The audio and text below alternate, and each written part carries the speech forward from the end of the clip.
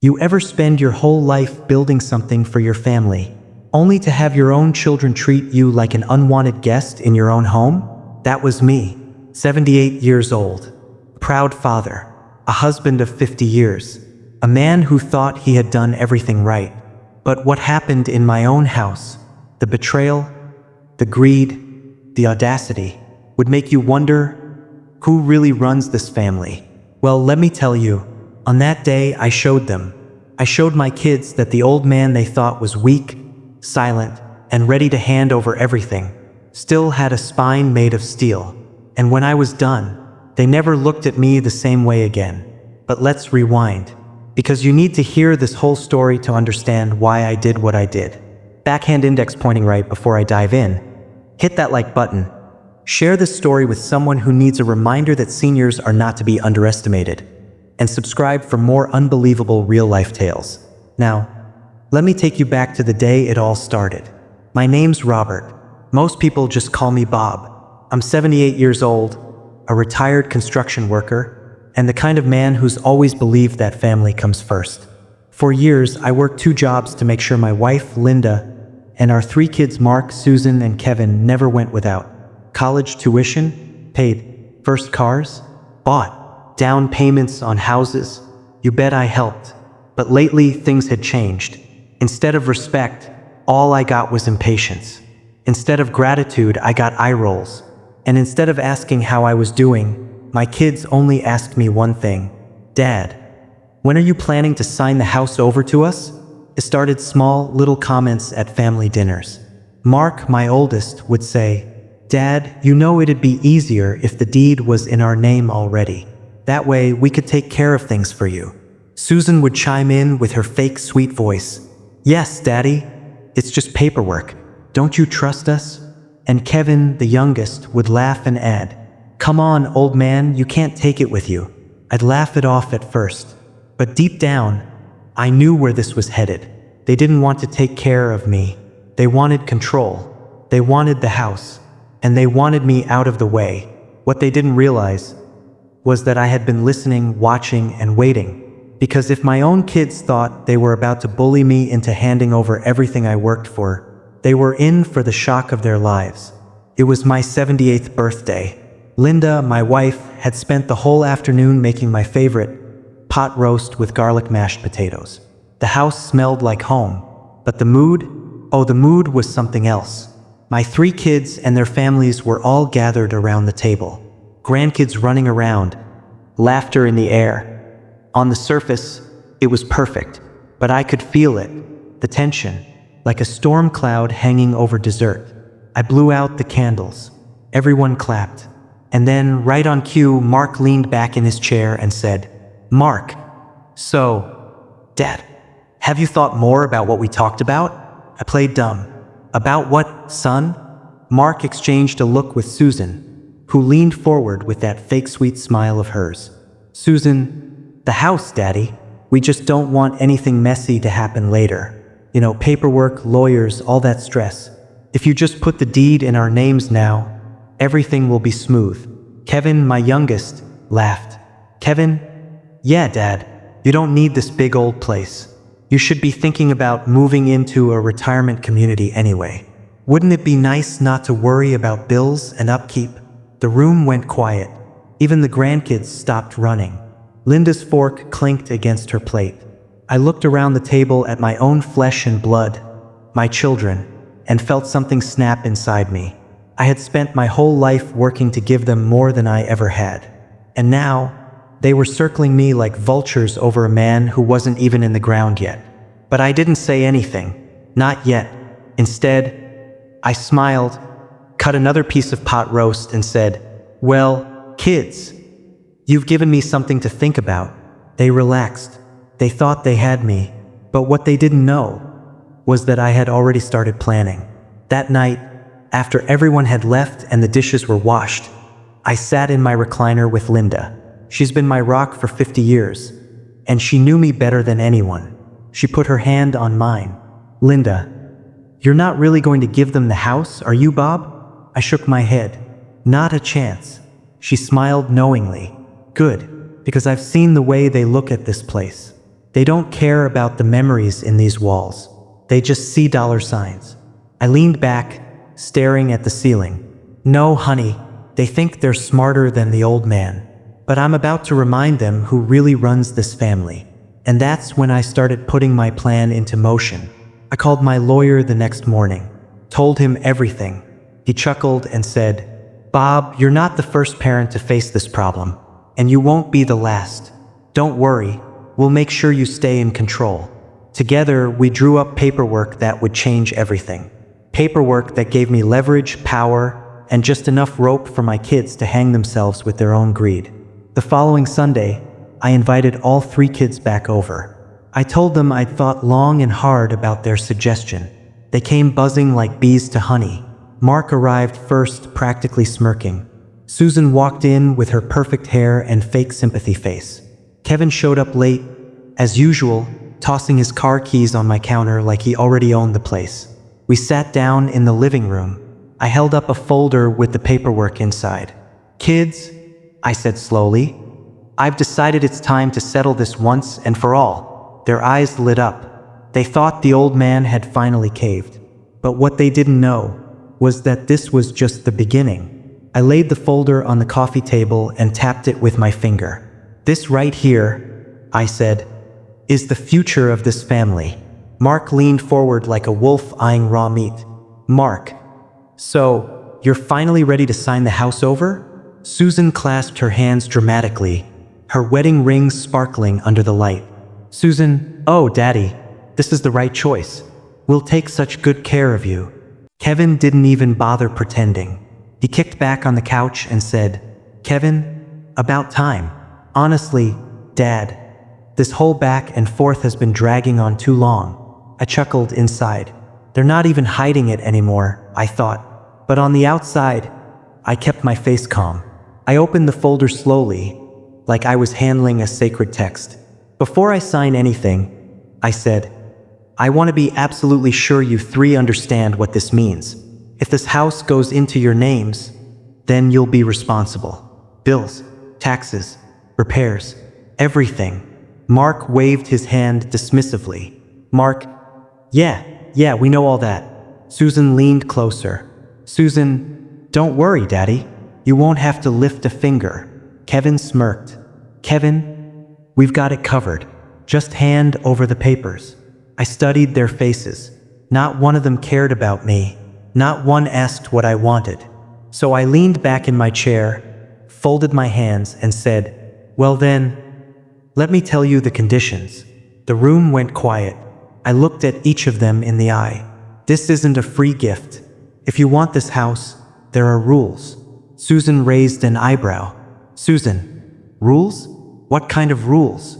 I pointed at her first. "Rule number 1. Sunday dinner stays at this house. Every week. No excuses. You all show up with your families. If you don't, the deal is off." Kevin snorted. "Kevin, seriously? That's easy." I nodded, then turned to Mark. "Rule number 2. No selling. Ever. This house stays in the family. If I find out you try to flip it for profit, the deal is off." Mark frowned, but he didn't argue. Finally, I leaned forward, lowering my voice. "And rule number 3, as long as I'm alive, I'm the head of this household. My word goes. You don't override me. You don't push me aside. You don't treat me like a guest in my own home. Because the second you do, this agreement vanishes." For the first time all night, they hesitated. Susan shifted uncomfortably. "Susan, Daddy, that seems a little controlling." Mark cleared his throat. "Mark? Yeah, I mean, if we're the legal owners." I cut him off. My voice came out sharper than even I expected. "Do you want it or not?" The 3 of them exchanged nervous glances. Their greed won out, of course. Mark shrugged. "Mark, fine. We'll play by your rules." Susan forced a smile. "Susan, of course, Daddy. Whatever makes you comfortable." Kevin rolled his eyes but muttered, "Kevin? Yeah, sure, whatever." Inside, I smiled, because what they didn't know was that this paperwork wasn't transferring the house to them. It was locking it up tighter than ever, into a living trust with me as the trustee and them powerless until I said otherwise. They thought they were pulling one over on me, but the trap was set. Over the next few weeks, I watched my children like a hawk. First, they played nice. Mark started calling more often, pretending to check in. Susan began showing up with baked goods, acting like the perfect daughter. Kevin even offered to mow the lawn once, though he did a sloppy job. But their patience wore thin quickly. One Sunday dinner, Susan arrived late and snapped at her kids. When I reminded her of Rule 1, she rolled her eyes and said, "Susan, Daddy, it's not that serious. We had things to do." I raised my eyebrow. "Then maybe you don't want the house as badly as I thought." Her mouth snapped shut. Another time, Kevin tried telling me how I should arrange the living room furniture. I looked him dead in the eye and said, "Rule 3, my house, my say." He muttered something under his breath, but he moved the chair back. And Mark? He was the most impatient of all. He kept dropping hints about renovations, talking like the place already belonged to him. One night, I finally said, "Mark, don't forget, nothing changes while I'm alive. You agreed to that." His jaw tightened. He didn't like being reminded who was in charge. And that's when I knew. It was only a matter of time before one of them snapped. It happened on a Wednesday afternoon. I was sitting in my recliner, flipping through the newspaper, when I heard voices outside. First, I thought it was just the neighbors, but then I recognized the sound. My son Mark's deep, commanding tone. I walked to the front window and looked out. There they were, Mark, Susan, and Kevin, all three of them, standing on my front lawn. And they weren't alone. A man in a polo shirt, holding a clipboard, was walking around the property, pointing at the roof, jotting notes. I opened the door.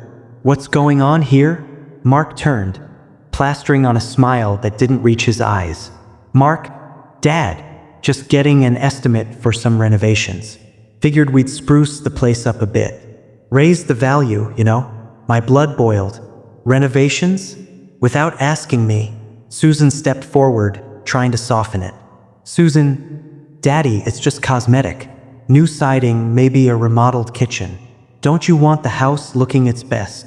Kevin snickered. "Kevin, come on, old man. You wouldn't even notice the difference." That was it, the final straw. I walked down the steps, my voice steady but sharp as a knife.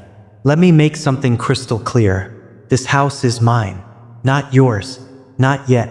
And the fact that you dare bring a stranger onto my property without so much as a phone call." The contractor looked uncomfortable, glancing between us. "Contractor, maybe I should come back another time." I nodded. "Yes, you should, because this conversation is over." He scurried off, leaving me and my children glaring at each other. Mark crossed his arms. "Mark, Dad, you can't keep holding this over our heads forever. At some point, we're going to be the ones in charge." I stepped closer, staring him down. "Not today, not tomorrow, and not until I say so. You want to test me? Go ahead. But I promise you, if you push me, you'll regret it." The three of them looked stunned. For once, they saw me not as the frail old man they thought they could bully, but as the father who built this family from nothing. That night, I called my lawyer again, told him everything. He chuckled and said, "Bob, it's time we make this official." The next week, I had my kids over again. Same living room, same folder on the coffee table. "Kids," I said, "since you can't seem to follow the rules we agreed on, I've made some changes." Mark frowned. "What changes?" I slid the new paperwork toward them. "This house is now legally locked in a trust that you have no access to. Not now, not ever. When I pass, it won't go to you. It'll go to your children, my grandchildren, directly." Their jaws dropped. Susan's face turned red. "Susan, you can't do that, Daddy." Kevin slammed his hand on the table. "Kevin, that's not fair. We're your kids." I leaned forward, my voice calm but firm. "No. What's not fair is trying to push me out of my own home while I'm still alive. What's not fair is treating me like a burden instead of a father." You wanted to know who runs this family? You're looking at him." Mark's voice cracked with anger. "Mark, so you're cutting us out? Just like that?" I shook my head. "No, you cut yourselves out the moment you tried to steal from me before my time. I built this home. I built this family. And if you can't respect that, then you don't deserve a dime of it." The silence that followed was heavy. Linda sat beside me, nodding with quiet pride. For the first time, my kids had nothing to say. No arguments, no fake smiles, just shock. And me, I felt lighter than I had in years. In the weeks that followed, things changed. My kids didn't come around as often, and when they did, they were polite, almost cautious, like they were afraid of pushing me again. The grandkids still ran through the halls, filling the house with laughter. And that, to me, was enough. Because at the end of the day, this wasn't about money. It wasn't about property. It was about respect. And now, every time I sit in my recliner, every time I hear the creak of these old floorboards, I smile. Because they know. They all know. The day they tried to take what was mine was the day I showed them who really runs this family.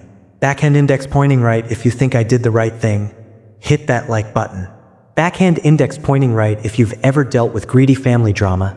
Share this story with someone who'll understand. Backhand index pointing right, and don't forget to subscribe for more stories that prove. Sometimes, the old man isn't as powerless as people think.